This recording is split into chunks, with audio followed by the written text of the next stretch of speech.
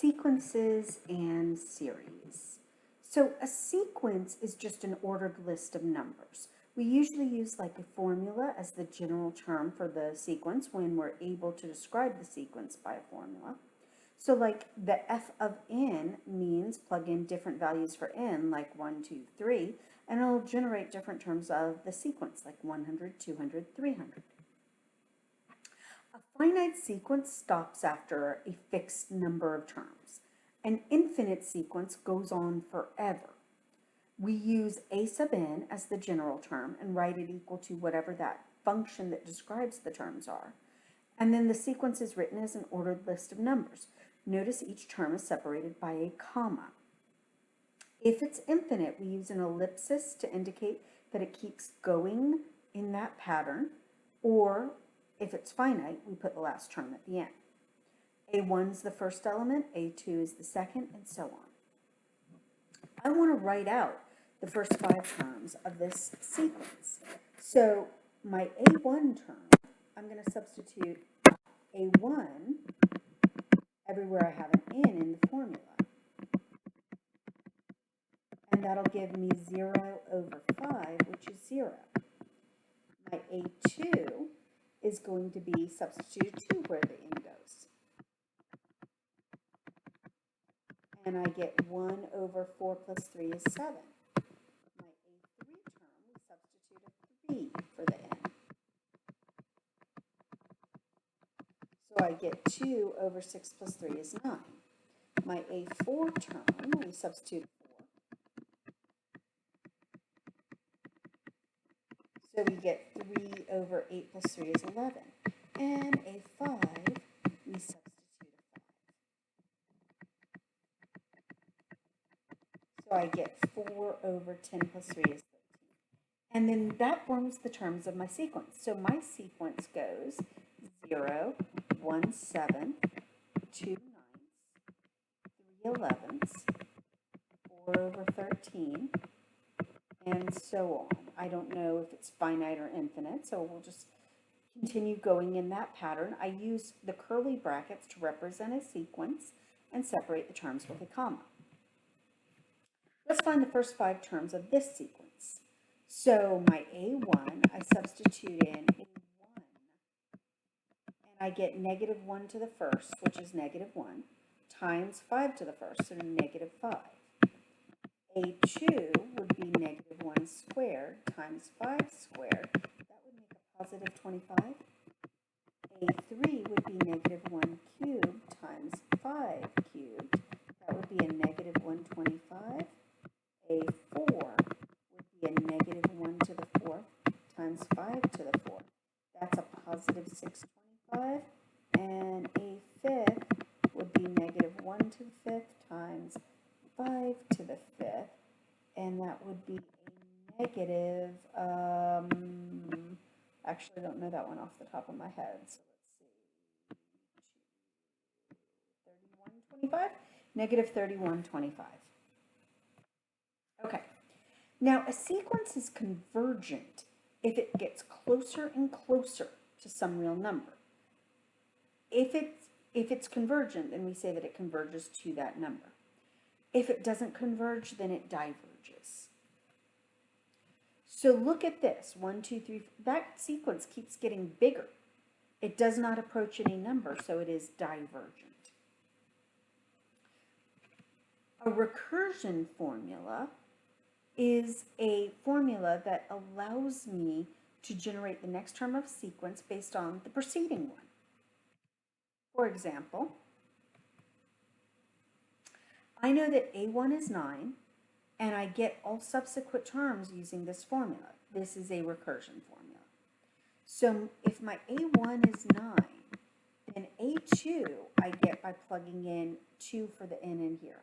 So that would be 5 times A2 minus 1 minus 3. So 5 times A1 minus 3. A1 is a 9, so 5 times 9 minus 3. That's 45 minus 3, that's 42. All right, now I find A3 by plugging a 3 in here. So 5 times A3 minus 1 minus 3 would be 5 times A2 minus 3. So 5 times 42 minus 3. And that would be 210 minus 3 is 207, I think. And then my A4, shouldn't have given myself something so big to multiply. A4 minus 1 minus 3 would be 5 times A3 minus 3. So 5 times 207 minus 3 is, let's see, that's 1,035 minus 3 would be 1,032, I think, if I did my math correctly.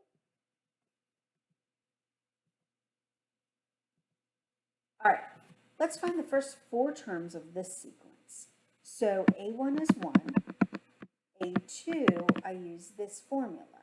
That would be A2 minus 1, so A1 plus 2 to the n would be 2. So A1 we know is 1, plus 2 squared is 4, so this is a 5. So now A3 would be A3 minus 1, so A2 plus 2 to the 3. So A2 we just figured out was 5, plus 2 cubed is 8, 5 plus 8 is 13. And then A4 would be A4 minus 1 is 3, plus 2 to the 4 equals 13, plus 16 is 2 to the 4th. So that's 29.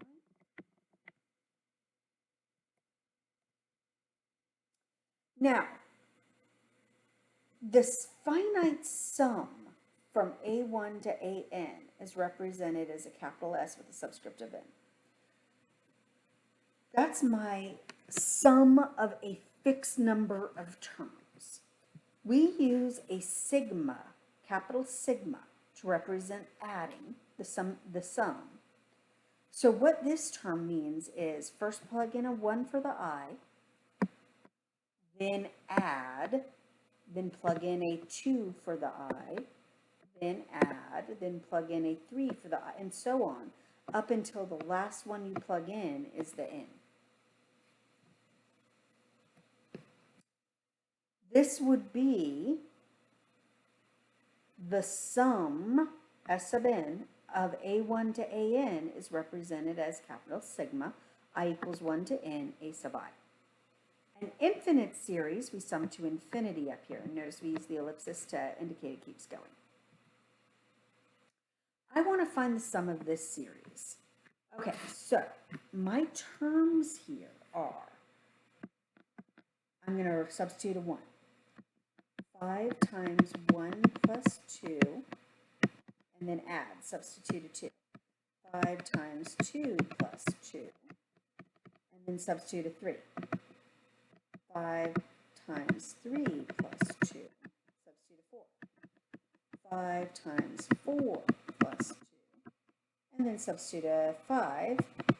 5 times 5 plus 2, and then substitute a 6. And I'm done when I substitute the 6 because that is my last term up here. Okay, so 5 plus 2 is 7, that's my first term. 10 plus 2 is 12, that's my second term. 15 plus 2 is 17. 20 plus 2 is 22. 25 plus 2 is 27. And 30 plus 2 is 32. Okay, these are the individual terms, each one of these, and then I have the sum written there. Now we're just going to add them together. 32 plus 27 is 59. 79, 81. 98. 110, 117. So this adds to 117. Okay, now I can use my calculator to write out the terms of the sequence or to sum it. And I'm going to show you how to do that really quickly.